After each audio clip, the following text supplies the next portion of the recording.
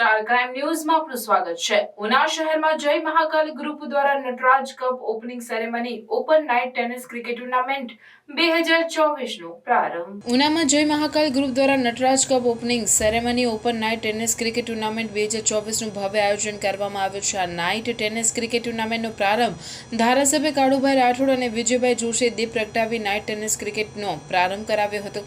ધારાસભ્ય કાળુભાઈ રાઠોડ અને વિજયભાઈ જોશી ક્રિકેટ ગ્રાઉન્ડમાં પીચ ઉપર હાથમાં બેટ પકડી પ્રથમ ચોકો ફટકારી ક્રિકેટ ટુર્નામેન્ટની શરૂઆત કરવામાં આવી।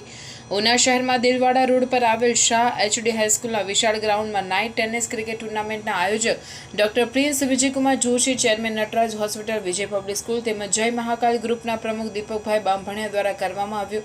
આ નાઇટ ક્રિકેટ ટુર્નામેન્ટમાં કુલ 64 ટીમોએ ભાગ લીધો છે। પ્રથમ 2 દિવસ નાના બાળકો માટે ક્રિકેટ મેચ રમાડવામાં આવશે।